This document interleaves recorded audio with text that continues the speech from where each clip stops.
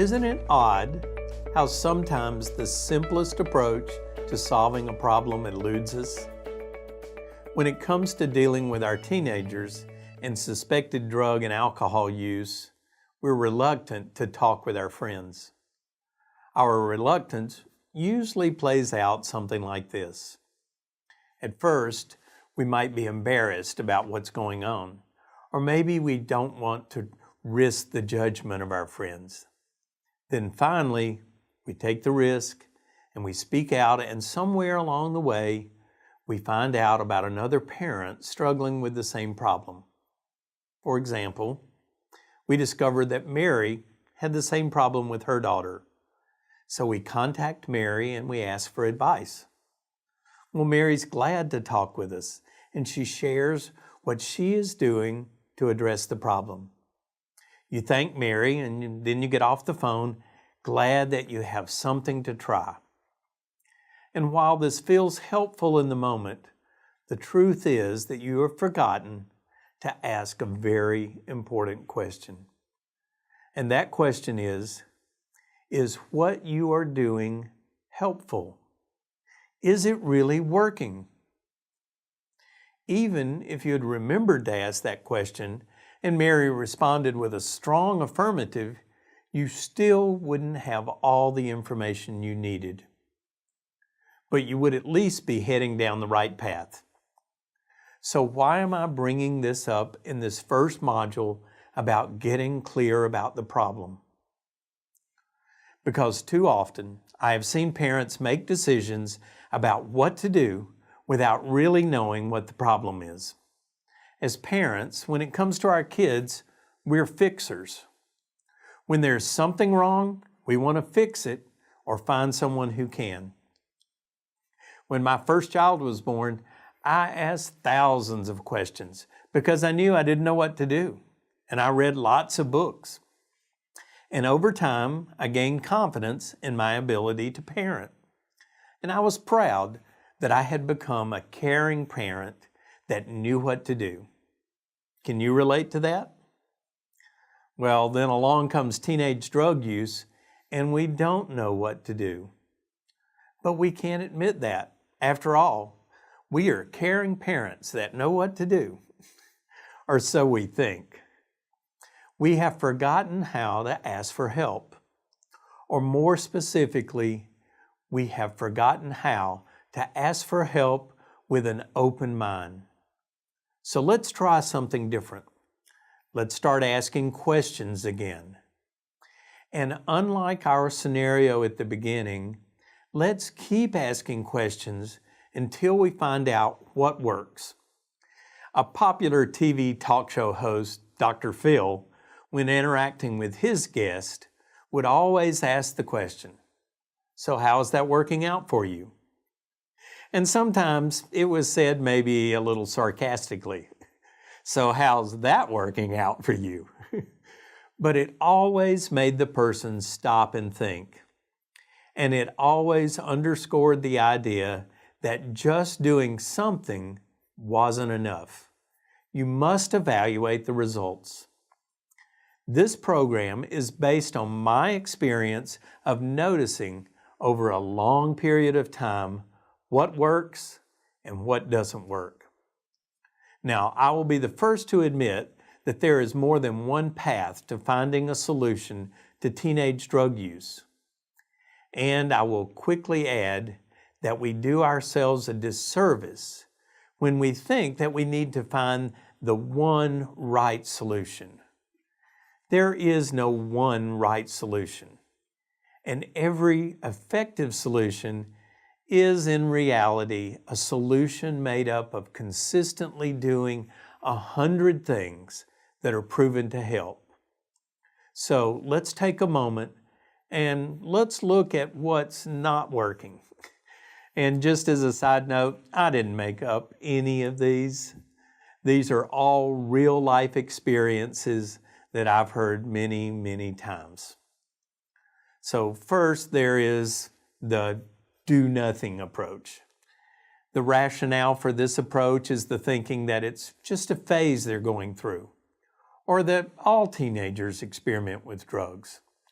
And we even add, well, back in the day, I used some drugs and I drank and I turned out okay. Some years later, when they haven't grown out of this phase, the thinking evolves to how they just need to grow up, get a good job, quit hanging around with those people, and learn to be responsible. The question has now evolved to, well, why can't they do that? I did. And we shake our head in disgust, and we continue to do nothing. Or another approach that doesn't work is the "my child is special" approach. Sometimes that specialness is a behavior problem that you don't understand. And it's often accompanied by a medical diagnosis of ADD or ADHD. Other times the specialness is that they are exceptionally smart, and it's usually expressed as, "I think that she's just too smart for her own good." Either way, this specialness gives us the belief that we really can't do anything about this. And even though we seek out help, we usually seek out solutions that will control or modify the behavior. And when those don't work, we finally give up, convinced that we just don't know what to do.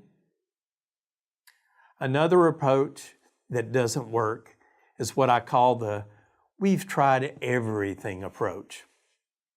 What this usually means is that you sought out a counselor, usually a family counselor, and you went a few times. But when you weren't seeing any results right away, you stopped.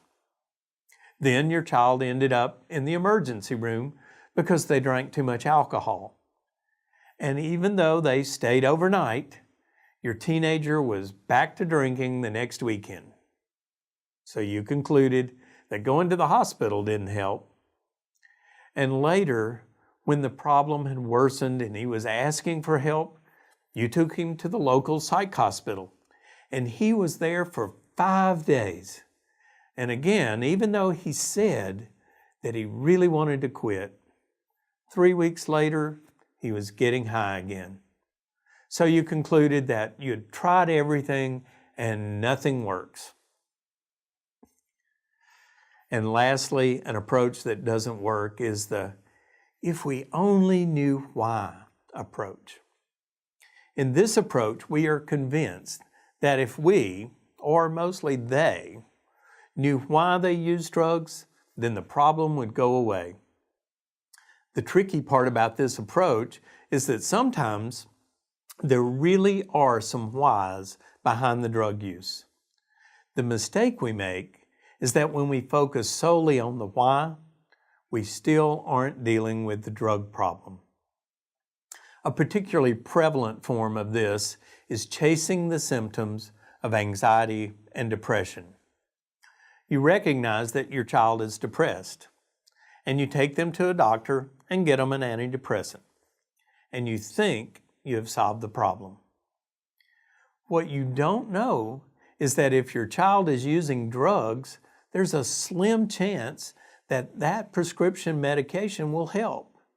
And in some cases, the problem will worsen. Now, there are many reasons for this, and I'm not going to go into all of them right now.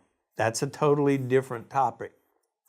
But what's important here is that this version of chasing the why also doesn't work.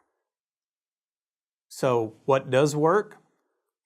The answer to that question is what this entire program is all about.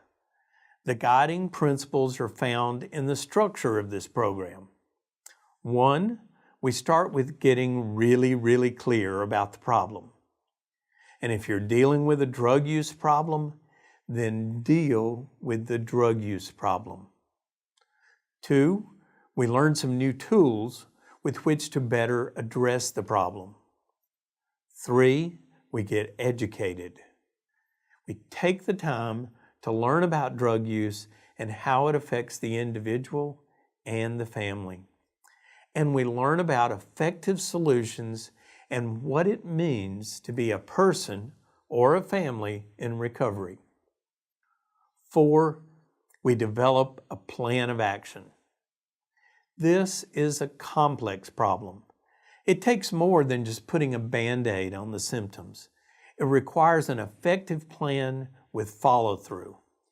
And lastly, be persistent. Recovery takes time. We need to be willing to make it a priority.